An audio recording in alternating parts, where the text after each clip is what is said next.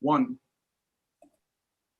Good evening. Let me call to order this public hearing of the Milton Zoning Board of Appeals on the application of General Laws Chapter 40B relating to the property at 648 Canton Avenue in Milton. I see that we have all three board members tonight, myself, Brian Hurley, Ted Daber, Michael Brown. I see quite a number of other faces on the screen this evening for this Zoom hearing. I guess the purpose of this hearing is to hear from Mr. Schomer and his clients. When we last left, I believe, Mr. Schomer, you indicated that you were going to confer with your clients and would get back to us this evening with some new information / proposal relating to this project. And we're all ears. I have to confess, I was disappointed that we did not receive anything in writing prior to tonight. Would have made for a more productive public hearing session, but we did not. So I'll just let you go forward. Thank you, Mr. Chair. Good evening to you and the other members and members of the public. Tonight, our intent would be we have our architects from Embark Architecture, and we have a significant project redesign that we'd like to show you a broad conceptual plan. And Mr. Chair, the reason why we did not file anything in advance is because, to be frank, this plan is changing up until today. And in fact, I have not seen the final version of what Embark is going to be showing you tonight. So this is all evolving very quickly and in tandem with the other disciplines on our team. But what we wanted to do tonight, even though it wasn't possible to finish this with more notice, and we would have liked to get the members and the public copies of these plans in advance of tonight. But our thought tonight was to show you just a sneak peek, as it were, a preview of what's to come, and get some initial feedback if you have any, and if you're willing to give that to us tonight.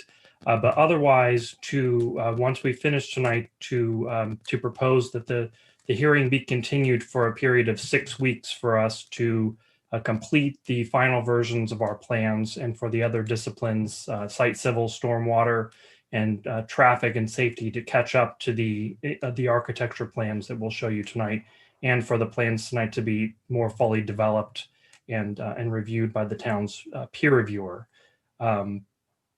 But with that said, we've heard a lot of feedback from the board members and members of the public, and I wouldn't like it to be said following the 582 Blue Hill Avenue hearing, and frankly this hearing, that my clients, the Tamposis, are not sensitive to neighborhood concerns, because what we're going to show you tonight is a significant redesign of this project, which proposes to spread out the density that we have proposed for this site into the entirety of the property that is controlled by my clients, which is 648 Canton Avenue and 652 Canton Avenue.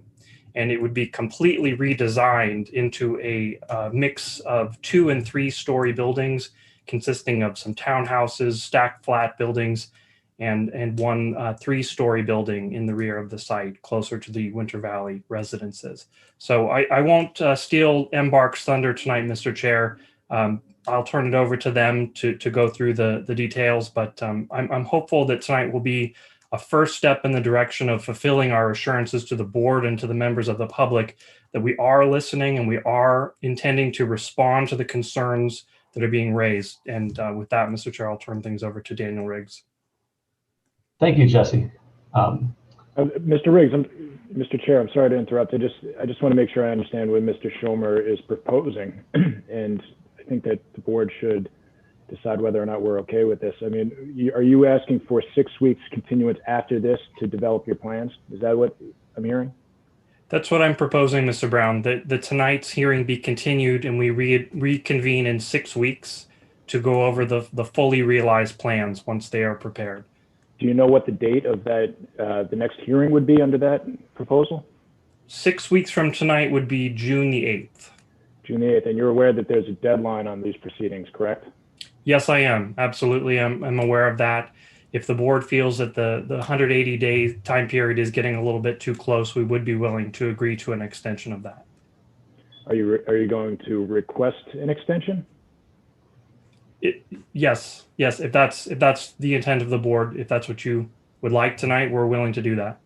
Are we going to hear anything tonight other than the way that your architects have addressed density? For example, are we going to hear anything about groundwater drainage, runoff, traffic, anything like that? No, Mr. Brown, just the density and the site layout is the primary focus that we'd like to present tonight.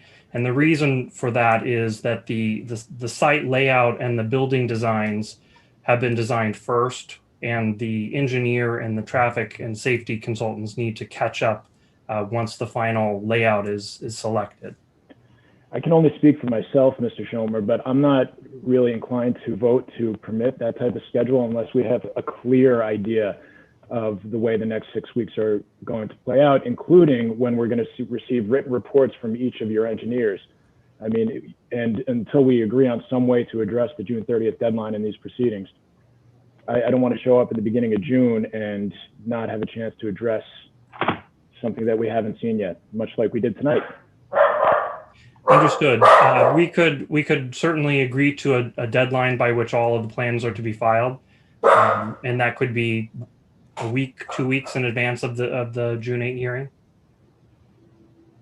Can we agree on some kind of rolling production where we maybe whichever engineer can finish their project in the next 2 weeks can submit it to the board? That way, the peer reviewers and the people who are interested in these proceedings will have a chance to review?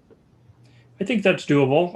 I think first would be the architecture plans, and then the engineering would follow.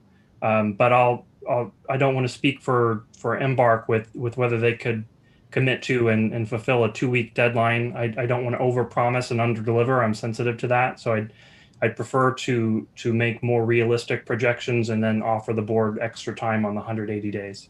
Yes, because nonetheless, the peer reviewers and Mr. Corcoran's clients are going to have to meet deadlines as well. You understand that? Yep, understood. All right. Am I also correct that there's no written report? We're just going to be hearing testimony tonight? Just testimony. Okay, thank you. Okay, here, let me share my screen and get started. To start by just thanking the board for your time tonight. I'm here with one of my colleagues, Tim Laranger, who will be helping to go through the presentation as well. My name is Daniel Riggs, an architect from Embark, for the record. Let's pull up the documents. All right. So as Mr. Schomer had mentioned, we're excited to present to you what is a pretty substantial pivot on this project at 648 Canton Avenue. Just as a refresher, we're looking at this site really in tandem with the 652 Canton Avenue site. Together, they represent about just under 8 acres of land. It's about 7 3/4 acres of land together. And really, we see the value of looking at these properties holistically and as a single community of residential dwellings. Here, just to orient you, to the northeast of these two sites that are in the kind of magenta dashed lines where my cursor is, we have the Winter Valley residences. Just to the very northeast of the site, the Holmes Lane residences, Canton Avenue, and then to the northwest of the site, the Milton High School. Just to the south, Merswood Drive, and then Old Farm Road continuing to the south of the project. Here's an aerial looking at similar extent of the context. Again, you can see Winter Valley to the northeast. This kind of dense single-family development just due north of our project. Milton High School again, and Canton Avenue. And you'll see these all represented in the next few sheets, but really hearing all of the testimony that we've heard throughout this process, both in the public hearings and on the sidewalks, we really reevaluated the site pretty substantially, looking at a number of different things with pretty specific goals on how we wanted to approach the changes to the site that we're making. So at the top of that list are, reduced density, reduced height, really rethinking the single large structure we had at 648 Canton Avenue as a community of smaller structures that are interwoven with this network of open spaces and pedestrian ways that all connect back to Canton Avenue. And with that, more opportunity for drainage and stormwater distribution. And I appreciate Mr. Brown's question about that. And I think that as we go through this process, we'll be able to better answer a lot of the questions that have come up about civil and about stormwater drainage, et cetera, on the site. And it's just a matter of us being able to work through our plan to be able to get to that point where they can really take the lead on that.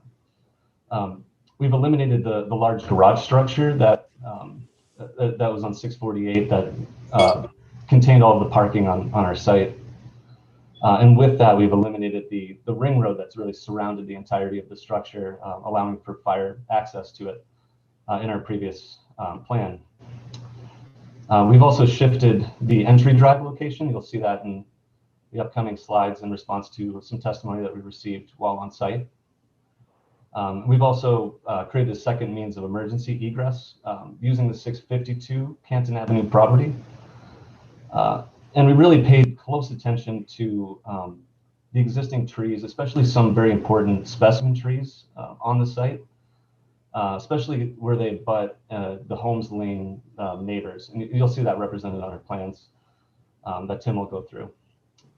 And we've kept about a 30-foot swath of trees at the front of at the site as it borders Holmes Lane.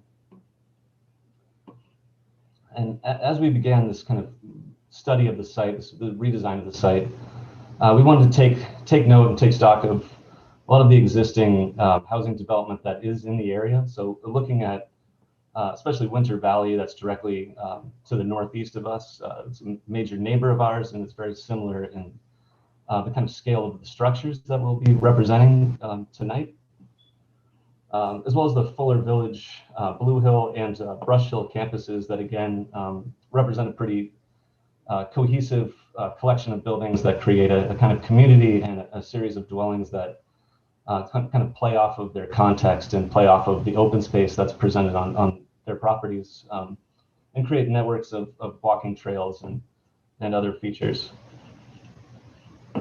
As well as the Woodmere Drive site, so really looking at that as another precedent. Represented in our plan tonight, we have a series of kit of parts, and this just kind of gives you a flavor of what those pieces of our plan will be. So looking at the townhouse structure as a unit type within this. So those will be 2 or 3 story structures. We're still kind of hammering out those details. With the parking space included in the garage of that unit. Stacked flat buildings. So these are 2-story structures where every unit has its own access from the ground floor of the building. So they all have their own front door. Really creates a great sense of community and eyes on the street. As well as a multifamily slab on grade building. So this would be a 3-story structure containing the top floor of that structure within the roof structure itself is represented in this image here. Sort of ancillary program within the site, so a kiosk feature that can contain mail, bike parking, other features kind of distributed throughout the site. A clubhouse building contain the majority of the amenities and help kind of play off of the open space on site, as well as a generous offering of open spaces on site as well. So with that, we really took note of those features on our site here and have diagrammed out kind of the beginning of our approach as we had started it. So everything in green here are buffers that we're looking to maintain and help make more robust through landscaping work. And in these kind of peach colored shapes, we represent the kind of main development areas of the site. So this is what we've kind of located as the place to locate density along the property. Also, at the entrance to the site, we've looked at shifting where that entrance occurs to create less of a conflict at our local, our nearest intersection off of Canton Avenue. And also here, you'll see this in our plans as well, but really locating some of the most some of the most important specimen trees to preserve in the landscape. And you can see where we've kept those in the plan itself, as well as this emergency access point towards the south of the site. So with that, I'll turn it over to Tim LaRanger from our office, who's going to go through the plan itself that's represented on this page. Thanks, Dan, and good evening, everyone. So to take those those elements that Dan laid out and some of the initial thoughts we had in terms of where we wanted to kind of put the density, pull back from other areas, use as buffers, I can just walk you through the site plan here. Starting along Canton Ave to the left side of your page, we shifted the drive aisle down and widened it to the south, or kind of the southwest of the existing drive to maintain those existing trees along the north edge there.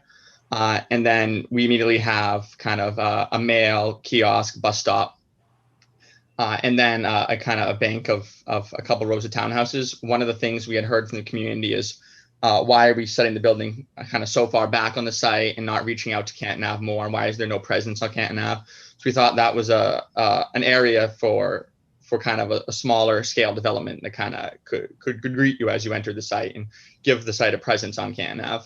And then moving a little bit further in, the main boulevard we've created here in lieu of that ring road, the clubhouse there kind of be the focal point at the end of that kind of greets you. And then that's surrounded by a cluster of 4 of these 2-story stack flat units that kind of Dan described.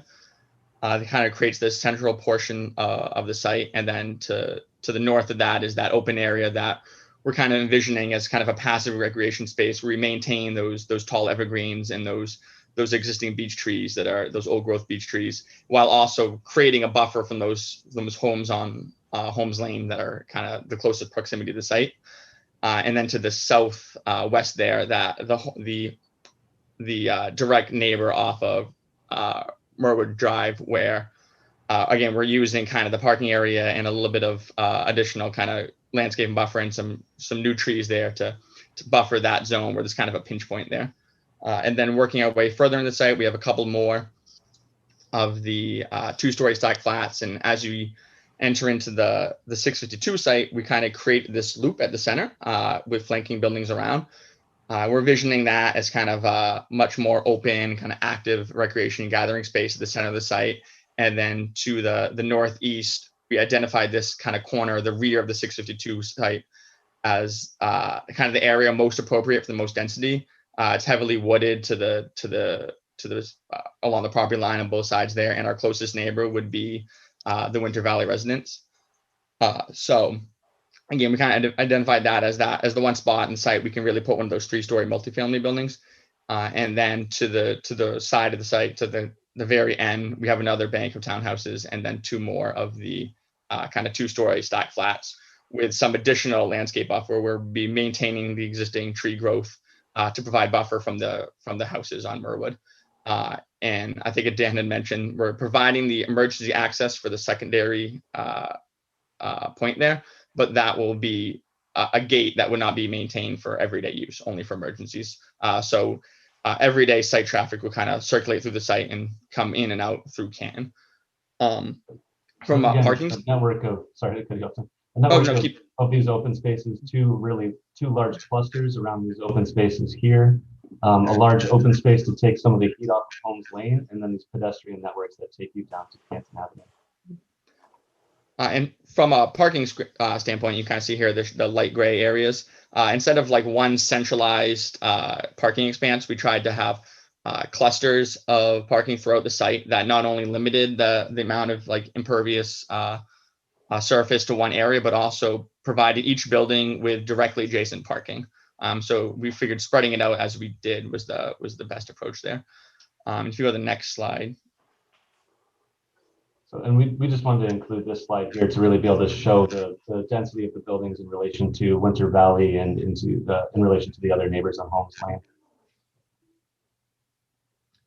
And then here with this isn't a direct representation of the existing vegetation, but it's fairly accurate representation. I think it displays how the areas where there was kind of greater existing buffer between our property line and some of the existing buildings and more vegetation, we allowed some of our buildings to get a little bit closer to the property line. In areas where the houses were closer to our site, with less vegetation, we kind of pulled back a little bit more, maintain more of the vegetation on our site, and add new plantings where appropriate. And with that, so shorter, less dense buildings closer to these neighbors are higher density buildings closer to the Winter Valley.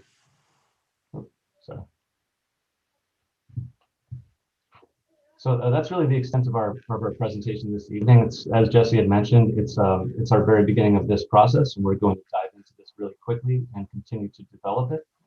Represents a major pivot in what we've shown to date, and we're excited with the direction of this. We really think it's going to create a community that does relate to the context and to the neighborhood, and really brings value to Milton in general. Can you tell me the total number of housing units that are being proposed? Go up and slide down. Yeah. Oh, sorry. That one. Sorry. So we have a total. We're still working on the exact number of this, but we're looking at between 116 and 120 units for both sites combined. So that's for combined between 648 and 652 Canton Avenue. When previously we'd been showing 124 on just the 648 Canton Avenue site. We'll have a parking ratio somewhere in the 1.6 range is what we're looking at right now for the combined site and property. So 652 had been the subject of a separate application to MHFA, had it not? That's right, Mr. Hurley. 652 is currently the subject of a project eligibility letter application from Mass Housing for, I believe, 80 units in addition to the 124 for 648 Canton Avenue. And so how does that work? You have to, if you're going to go forward with this, would you have to merge the two and reapply to Mass Housing? So the process, as I understand it, and we've had preliminary conversations with them, Mr. Chair, is that for a project like this, if there's no proposal to add units beyond those that were already approved by Mass Housing, and simply to add property to the site that is subject of the application, it would not require a new application to Mass Housing, and we'll need to confirm that with them. But that's my understanding from them. Okay, but at this point, you don't have that firm approval from them. We don't have a formal approval of that, but in my experience, Mr. Chair, that's how it's worked.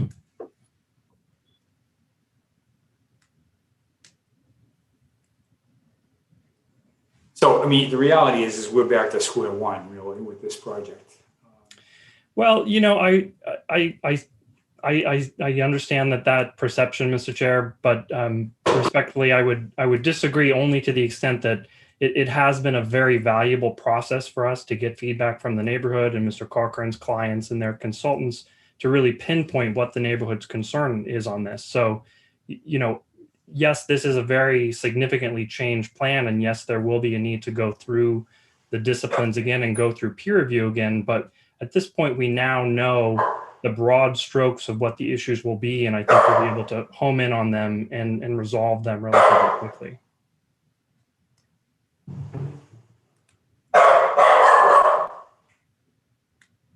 Well, Ted or Mike, do you have anything you wanted to say?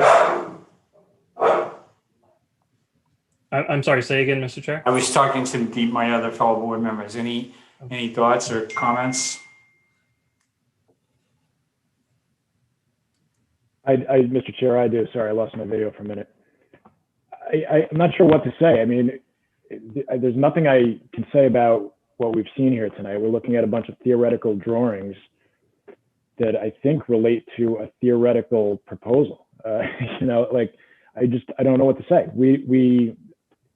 We're not seeing anything that we thought we'd be seeing tonight. I'm really happy that the applicant has gone back and made some movements, I guess, to revise their plans.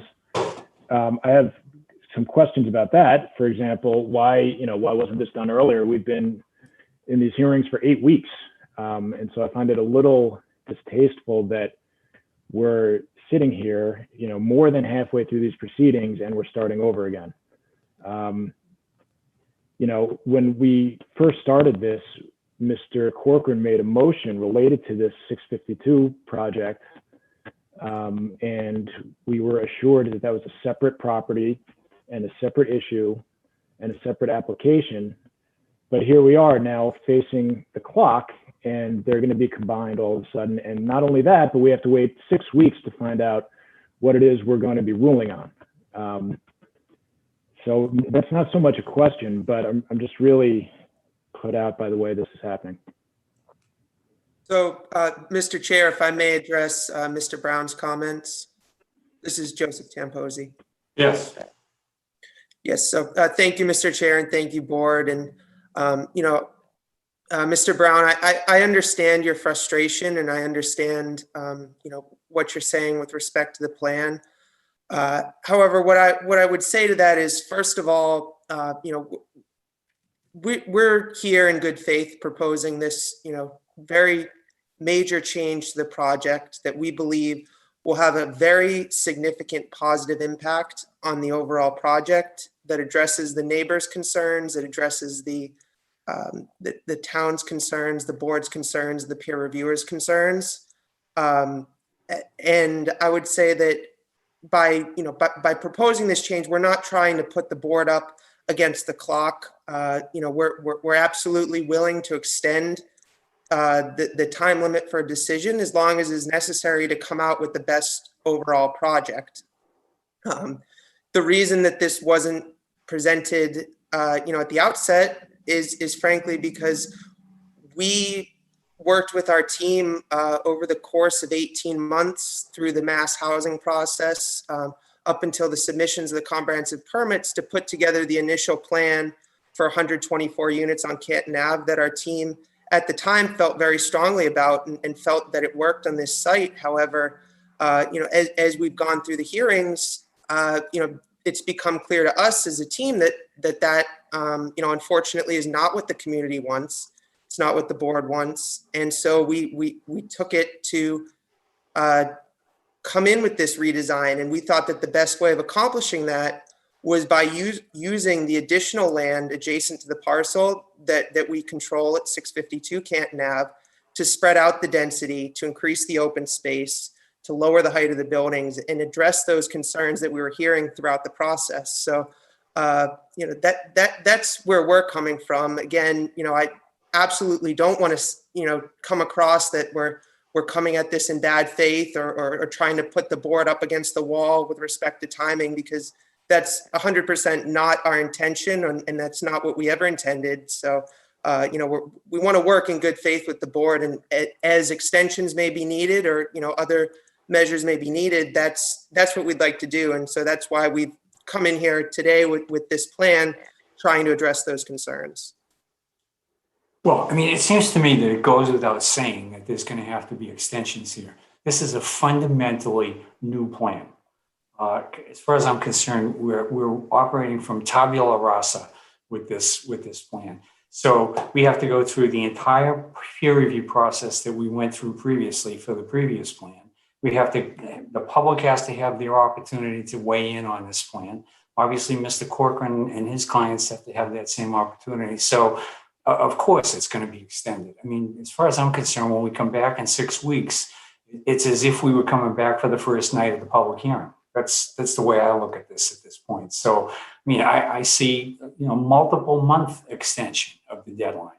I don't think that we're going to have any choice but to do that. And, I would like to hear a proposal. It doesn't have to be tonight from Mr. Schomer, at some point over the next couple of weeks, as to a new schedule that we can deal with when we next come together for a public hearing. But from my perspective, it's been interesting to get that background that we've had over the last few weeks. To some extent, I feel like it's been a waste of time.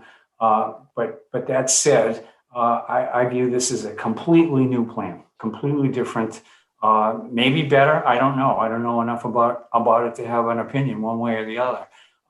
But we have to go through the entire process all over again.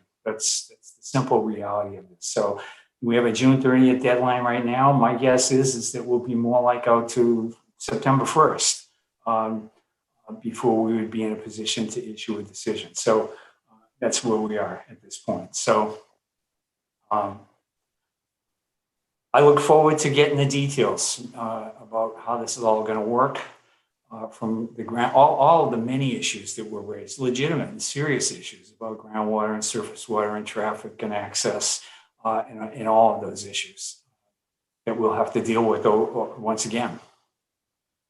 So I guess the suggestion is, Mr. Schoen, that we postpone this for 6 weeks to a date certain. Certainly the process will be aided and accelerated to the extent that we get information, detailed information before that date, whatever it is, 6 weeks out, that we can get to our peer review people and that we can have a chance to look at ourselves, so that, to some extent, the scope of the delay or the duration of the delay will be a function of how quickly and how completely you get the information to the board. That's understood, Mr. Chair. Mr. Chair, can I be heard? Mr. Yes, Corcoran, Mr. Corcoran, of course. I have a couple of comments. One is, I'm not sure that you have to agree to any extension. It's their obligation to establish their ability to produce a project that's compliant within the 6-month period. Second issue is that I don't think they have the right to use Mergewood Road for the secondary access. I raised that issue in my letter, my motion at the start of this hearing. It is a private way, and use of that private way is limited to single-family dwellings on 3-acre lots.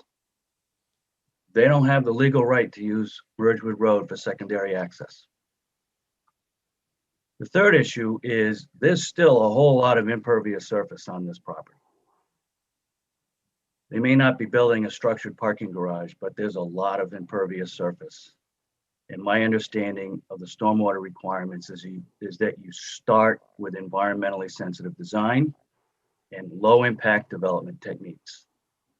We heard from Cliff Bomer that you start with the engineer. What can the ground manage? When do we hear from Jim Burke?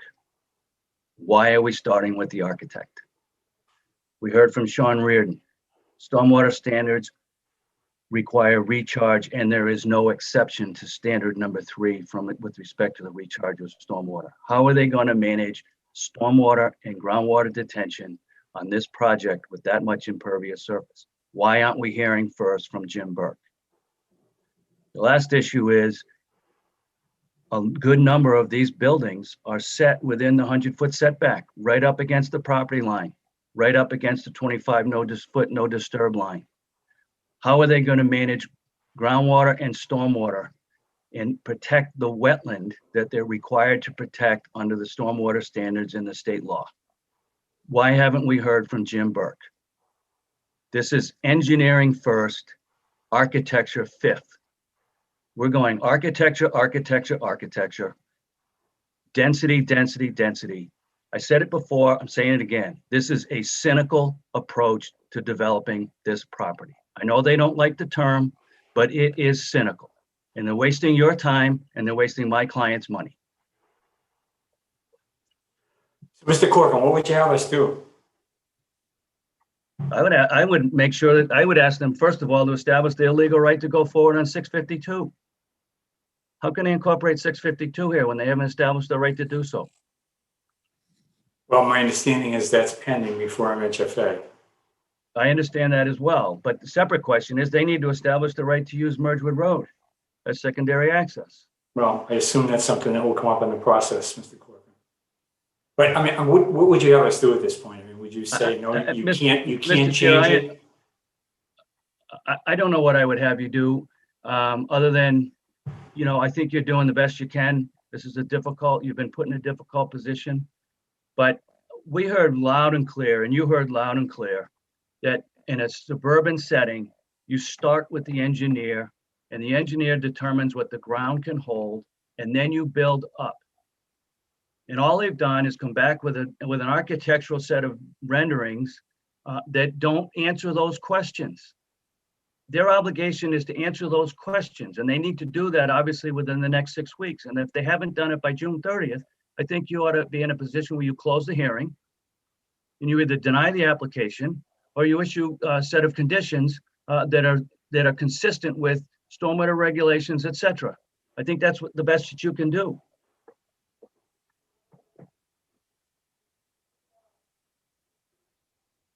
So you wouldn't extend the date beyond June 30th? Not unless there's good cause for it. They've got the same team working on two very complicated projects. 582 Blue Hill Avenue, 648 Canton Avenue. Same team, same architects, same engineers, same. They don't have the capacity and the bandwidth to manage both. And yet they filed both applications at the same time with the requirement to get through both hearings in 6 months. And they are fumbling badly on both. And they're asking you for a further extension so they go back and start over because you know what, we didn't get it right the first time. They didn't get it right the first time because they didn't put any effort into getting it right the first time.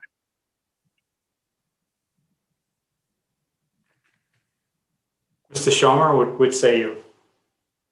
I would say, Mr. Chair, that Mr. Corcoran is entitled to his opinions. I don't agree with most of what he said. With respect to Mergewood Lane, I believe that I have addressed that adequately in my letter to the board. Frankly, he's mistaken about the law and the facts on that, Mr. Chair. To be honest with you, this is the first time I've heard counsel for an abutters group respond to a proposal to reduce the density and massing of a project like this by almost half with such a negative response. And I'm not sure what it is that Mr. Corcoran is suggesting, if his preference is for us to go back to the original plan of 204 units on this site. He didn't specify that, but if that's his client's wish, I suppose we could go back to that. But the proposal here, this is a significant redesign, as you mentioned, Mr. Chair and Mr. Brown. And the reason why it's a significant redesign is because we listened to Mr. Corcoran's clients, and we listened to the town's consultants, and we listened to the members of the public. And we felt, based on that feedback, that a redesign of this extent was warranted in this case. So we're proposing to come back in 6 weeks with the details of all the unanswered questions that Mr. Corcoran raised, as well as his clients and as well as his consultants. So I think it's a reasonable plan. We've offered to extend the board's time period to review this project. And in the meantime, we will be handling the procedural issue with mass housing and the eligibility of 652 Canton Avenue. I think it's a reasonable approach, and that's our request, Mr. Chair. I think it's interesting your choice of words that you've offered to extend. It seems to me that you should be requesting to extend because your client, rightly or wrongly, that's caused the need for an extension. My inclination would be to say, okay, let's come back in 6 weeks, whenever that date is, and we'll hopefully have received a lot of information before that date from your client so that we can begin to put it in the hands of our peer review people to take a look at it. And we'll deal with the issue of the extension, I guess, further extension when we come back in 6 weeks. That sounds like a reasonable approach, Mr. Hurley. And you do have my assurance that in the meantime, in that 6 week period, I will respond with a letter with a proposal for an outline of the upcoming hearing dates. And I will push our team to advance these drawings and get them filed with the board as soon as possible, and get these into the hands of the peer reviewers, because we do want to go through this process. We are already in the process of responding to the comments that we've received so far in formal written form, which we will submit at the appropriate time. So with that, we would request the 6 week extension. I don't know if it's semantics of request or offer, but whichever is preferable to the board, we're on board with that. Well, you're requesting that we postpone the hearing for 6 weeks at this point. Correct.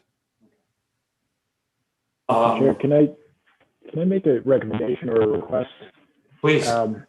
I have real concerns about what's happening here and about whether or not there are a lot of unanswered questions, and I'm concerned about our authority and who should be requesting what and granting what.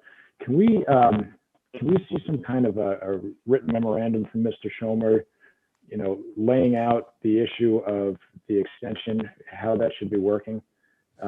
Something with some persuasion in it, I think would be helpful. I think it should also address the 652 issue, and it should also address the issue of the burden that's going to be placed on the town personnel and the financial burden with respect to peer reviewers that the town now has to bear. These are other concerns that I have. I think they all kind of play into the same issue, and I'd like to see that before June 13th or whenever 6 weeks is from now, so that it can be discussed at the outset of that hearing. I think that's a good thought. I'm certainly willing to do that, Mr. Brown, and I will file that within 2 weeks. Thank you. So when is 6 weeks from now? I'm terrible at trying to figure this out. Is it? Mr. Chair, that would be Tuesday, June the 8th, is exactly 6 weeks from tonight.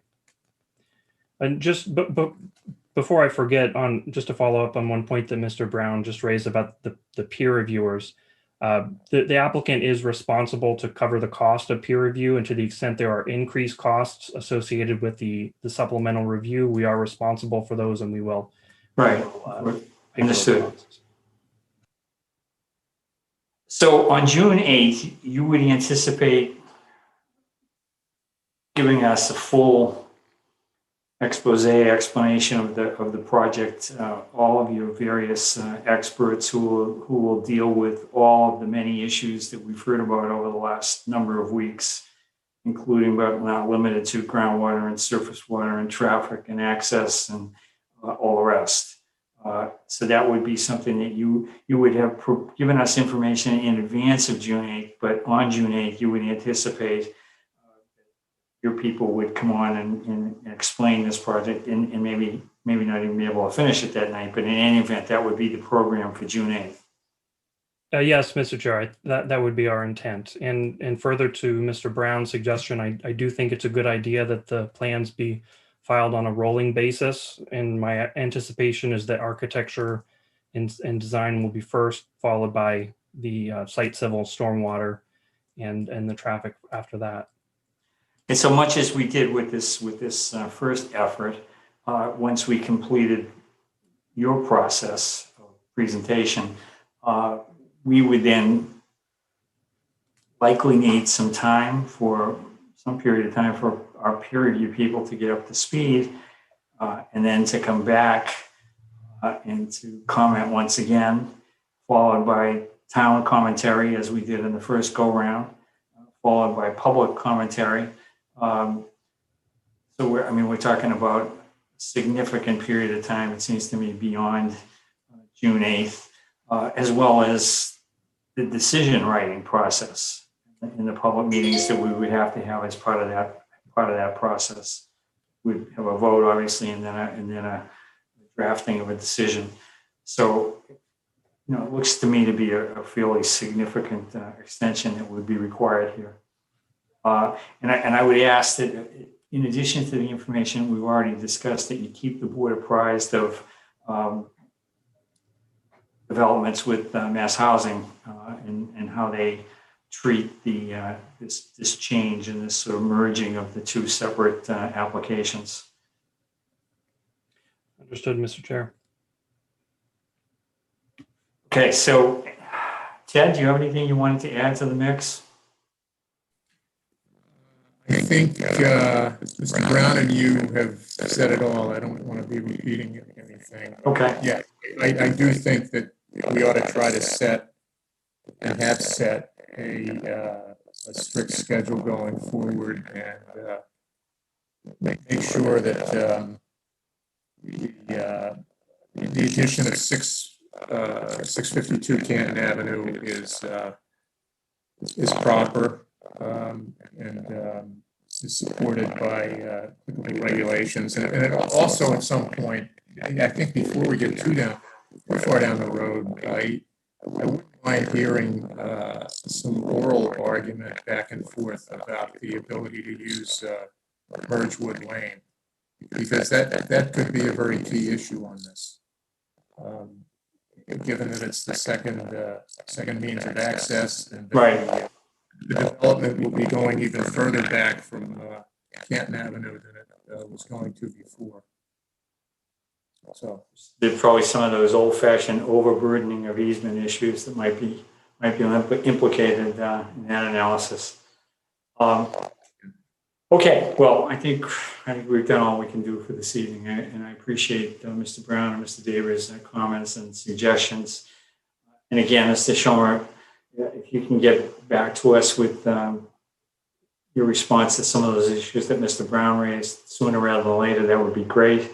And the quicker you can get information to us about this new plan that can be made available to both our peer review people as well as to the public, the better, as far as I'm concerned, in terms of trying to understand what's being proposed here. So with that said, we'll adjourn the public hearing. Excuse me, Attorney. Oh my gosh, Chair Hurley. I'm used to calling you Brian. That's okay. You can call me. We have a few hands up. Members of the board, what's your preference? Should we take hands? I guess we should. Mm-hmm.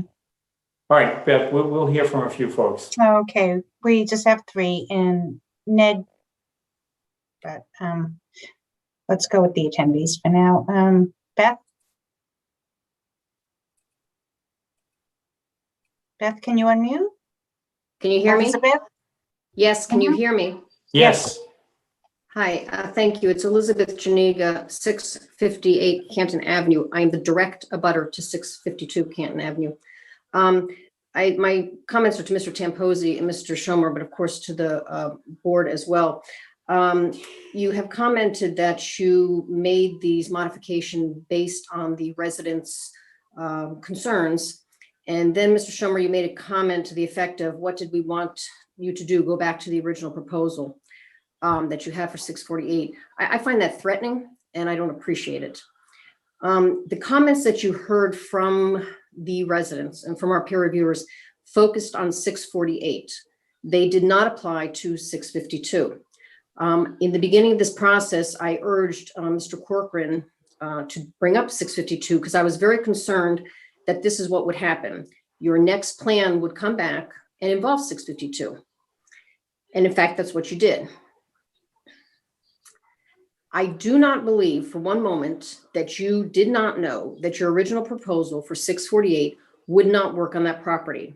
My understanding, Mr. Tamposi, is that you are experienced developers. We have had construction, people in construction, architects, engineers say that that building actually cannot be built on that property because there's no room. There's no room to build it. I don't believe you did not know that. I think this was put through so that you could actually do the second proposal. We can have difference of opinion for that, but I believe that is correct. And in fact, I was correct about you bringing in 652. We need to have a discussion about 652. We all have concerns about that as well. And I want to emphasize the comments we made about 648 pertain to 648. They didn't pertain to 652. As far as the private lane goes, I don't know what is legal, but there is, or how this has been exactly deeded other than what I've been told and what I was told when I bought the property. But there is an expectation sometimes when you do things in life that things are done a certain way and you're buying a certain piece of property, for instance, where it's going to be private and that those private driveways lead out into a private lane for single family homes. And I hope legally we have some right, but I would think even just fundamentally, we would have some right. The idea that you're going to put some big apartment complex so that you can use for any access this private lane is outrageous. And it offends me, quite frankly, yes, the town doesn't have to pay for the peer reviewers, but I believe as builders, developers, you're hoping that we run out of time and money. And I don't appreciate this whole process because I do believe that you knew that first proposal would not fit on that property. Thank you. Thank you. Others? Yes. Kathleen? There you are. There I am. Kathleen O'Donnell? Yes, Kathleen Yes. O'Donnell from the Planning Board. And I just wanted to say that in my experience of many years handling 40B projects and before towns, it is not unusual to see the results of peer reviews and other comments result in a redesign of a project. And I would say that from the view, we haven't, obviously the planning board hasn't discussed this, but the proposal, the general concept of the redesign is more in line with what the planning board had sought, and would certainly be, I think, considered an improvement from our perspective over the initial design. But I will just wanted to sort of reassure people is that this is not unusual to have, as a result of the peer review discussion, a relook at the project and a redesign of the project, and which is proposed here. And naturally, of course, it would be the applicant asking for an extension of time to do that. It's not also unusual. Thank you. Kathleen, can I ask you a question before you depart? You still Yeah. there? Yeah. What of the two separate applications, the 648 and the 652, are there any issues that the board should be concerned about in that regard?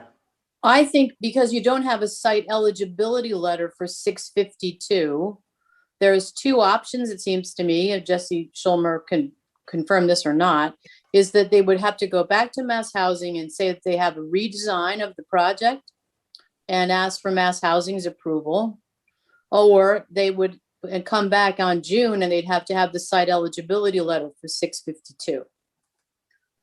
But it is a redesign, and it seems to me they should be going back to Mass Housing. And unfortunately, I'm allowed to tell you, is that Mass Housing pretty much blesses the redesign. It's not a big deal. But it is a change to the project. The site eligibility letter was issued for a completely different design. So Right.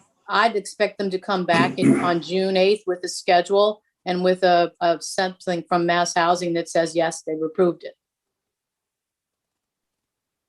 Thank you for that. Bev, anyone else? Yes, I'm sorry, I'm taking notes. Kristen was next. Sorry, I didn't get the Hello, name. Kristen? Kristen Reppa. I'm at 654 Canton Ave. Okay, thank you.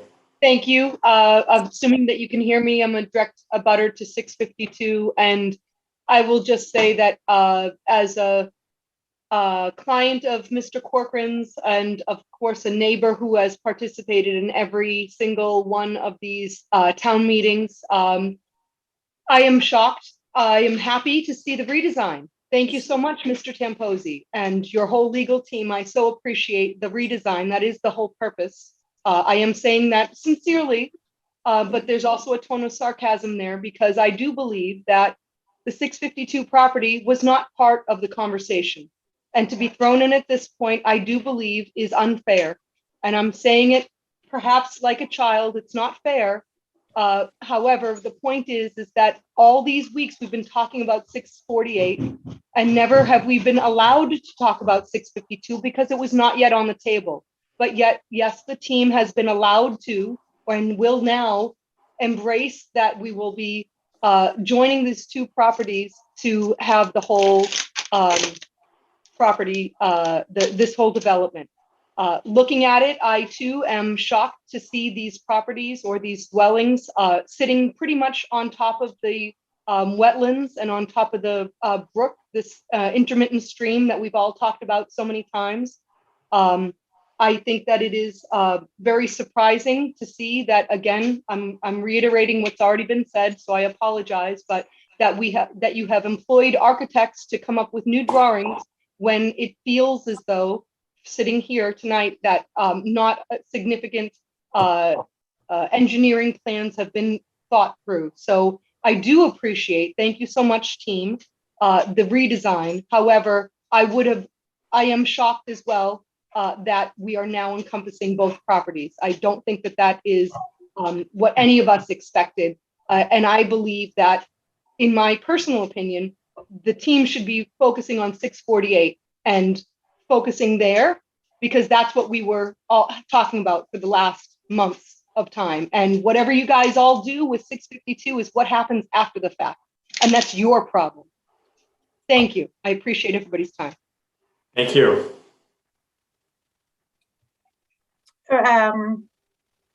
Robin O'Neill? Yes, hi, I'm Robin O'Neill. I live at 30 Holmes Lane, and I will say again with my fellow neighbors, we appreciate the redesign. My problem is you guys have cost us a lot of time and money that my husband and I, nearing retirement, really can't afford. And yet you sit there building multi-million-dollar projects and act like we're handing you that. You guys should be appreciative of this. We should be so happy. I am happy with the redesign, but where was this months ago? You guys have known for several months that this wasn't really going to work. And yet, because it doesn't affect your pocketbook.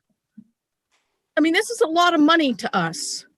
And I'm sorry if I sound like the small peon in this whole proceeding, but the small peons ought to be heard as well. We're putting off home improvements because we're paying lawyers and peer reviews. And you guys just keep going through this cynical process. And I'm going to use cynical again, because that's what it feels like to us. You can sit there, Mr. Tamposi and Mr. Schomer, because you know what? The money we're spending isn't a big deal to you, but it is to us. And as a neighborhood, again, I'm going to say I appreciate certainly the redesign, but to say we ought to be grateful for it after we've spent a lot of money to prove that this wasn't a feasible project in the first place. Yes. I mean, I'm happy, sort of, but my bank account isn't happy and my time frame isn't happy. The amount of time I spend on this, it's mental health issues.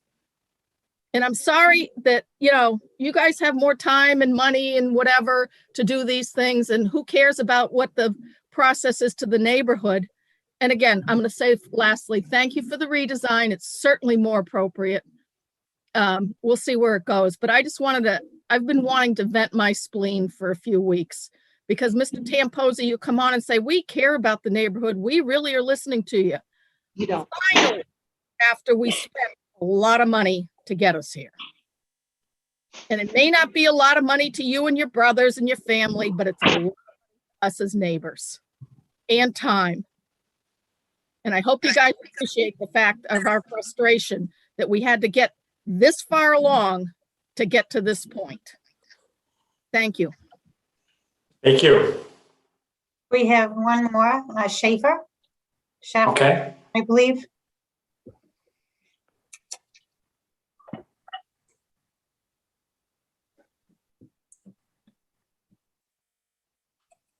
Go ahead. You on? Hello. Oh, there you are. Okay. Hello. Thank you, Chair, for allowing me to speak, Mr. Chair. My name is Bill Schaefer. I live at 684 Canton Avenue, otherwise known as Mergewood Lane also. I've been living in this community for 52 years.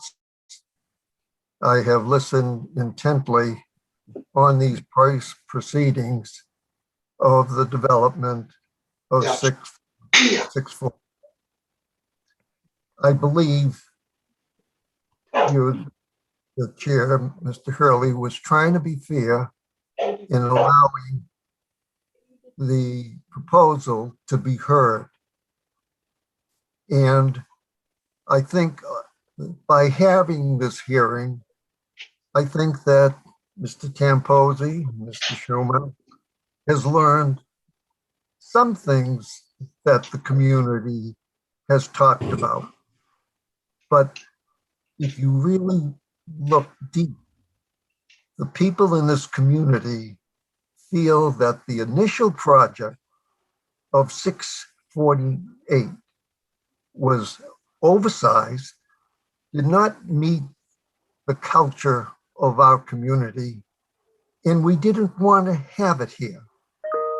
We realize that the town of Milton has not lived up to the standards of allowing the 40B applicants, and all of a sudden you want to dump 40, 50 years of 40B into a 4-month or a 3-month period in allowing this to go into 648. Now, 52 was not part of that initial deal. And I believe Attorney Cochran spelled that out quite clearly, that we should take one application, which was 648. 652 had nothing to do with it. The people in this community didn't have any inkling about 652. And I'd like to ask Mr. Comer, is this project predicated to go forward on owning 652?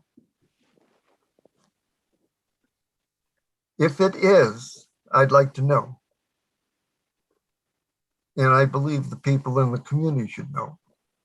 652 is zoned for a single family home, and it used to be 3 acres or more, and now I believe it is zoned for 1 acre. But it is a private lane. We pay for the road. We pay for the snow removal, not anybody else. And I do not appreciate anybody coming on our private property, which we pay for. And it's not an emergency gate. You're going to have so many people in that dense populated 648, 652, that they'll break the gate down to come onto the private lane to get into the main road. I think we should address what we were talking about before, and that is the water, the density of the property, the problem of traffic control, etc. It is not conducive for this area. I think you made a bad judgment in buying that land to think that you could put in that amount of homes. You have a beautiful home there, put in 4 or 6 condominiums, and then that would be part of our 40D. And I would recommend and suggest that the town of Milton form a trust for 40B and take town property and place 40B housing, but not to let people like Mr. Tamposi or Mr. Schomer come into our community and tell us this is what you have to do. And you didn't listen to most of the people in the community. They're very, very kind to you. They do not want this type of density. We did say that we would take 40B, and we should take 40B, but something reasonable, maybe a dozen homes in there, maybe 24 homes in there, that's tops, but not 200 and not 652. Thank you very much. I appreciate everybody listening. Thank you, Mr. Shaver. All right, Bev, I think that's it. Yeah, except for Ned. Mr. Chair, I lost internet connection for just as you were starting to go through what you saw as the schedule, and I just got it back through my phone, so I apologize. I'm just wondering whether you could repeat what you think is the schedule going forward. All that we've done, I think, Ned, is to set a date for the next public hearing of, I believe it's June 8th was the date that we set. Okay. And we'll go from there. And I've encouraged that Mr. Schomer has agreed to the extent he can to give us as much information as humanly possible about all aspects of the new project, if you will, before June 8th, so that we can be somewhat knowledgeable when we have that next session of the public hearing, and B, so that we can get it into the hands of our peer review people as soon as we can, and so that members of the public are also can become conversant in the specifics of what is being proposed. Understood. Thank you. So with that, I think we can close the hearing for tonight. We'll reconvene on June 8th, and hopefully we'll receive in the interim as much information as possible to make that a productive hearing on June 8th. And I thank you all. Thank you. Thank you. Thank you. I think he, No, they want to go forward. Why? They had to read this. Look, don't be so concerned, all right? oh, no, don't say that to your wife.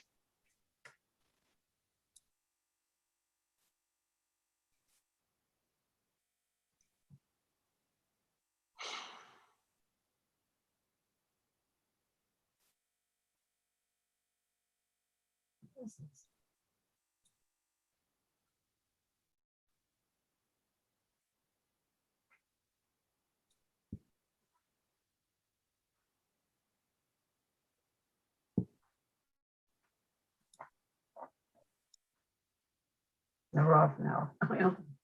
Shave off.